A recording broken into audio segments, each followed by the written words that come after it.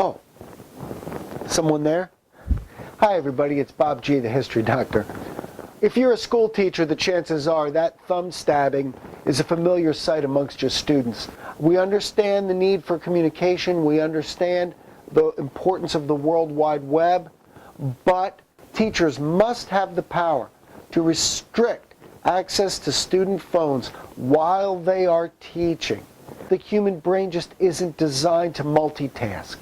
When we give only a slice of our attention to something, achievement is by definition undermined.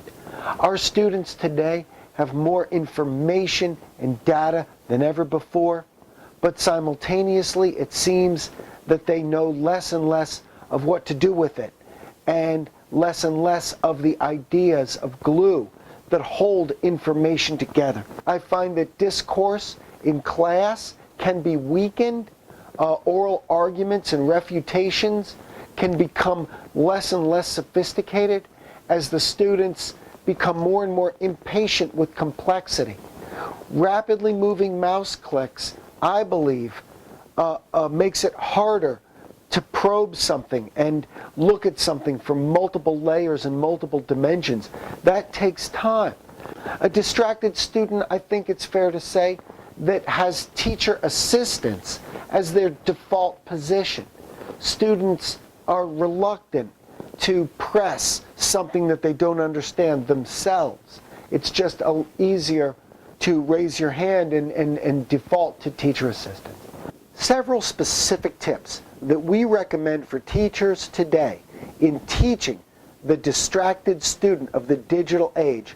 I think timed writings are very effective to bring students into a classroom, have them put away their phones, give them a blue book and a pen, a proposition, a broadly interpretive proposition, and then for the next 25, 35, 40 minutes, the students will write on their own spontaneously, and then that will be judged by some objective standard.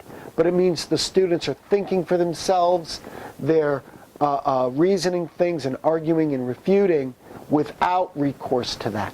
Timed writings, we find, are very effective.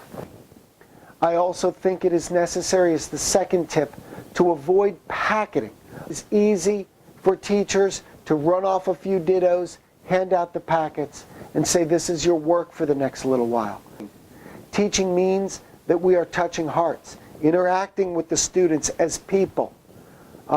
Another tip is for policies to be created that empower the teacher to forbid the students from using their phones for that little while, where teachers can compel the students to put their phones in a box on the way through the door, a box with everyone's name on it individually, and the students won't have access for the next little while. Teachers are, for a youngster, the greatest moral force in their lives, next to their parents. We are justice, we are law, we are knowledge. We loom so large in their lives. We owe it to them to give them experiences.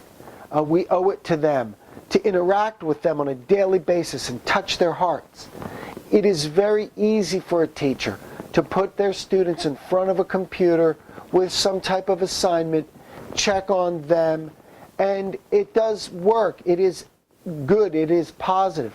But that must not be a default to real teaching when the teacher is in front of the classroom directing an interactive learning experience where everyone does something, everyone has a role, where the teacher is touching hearts, shaping lives.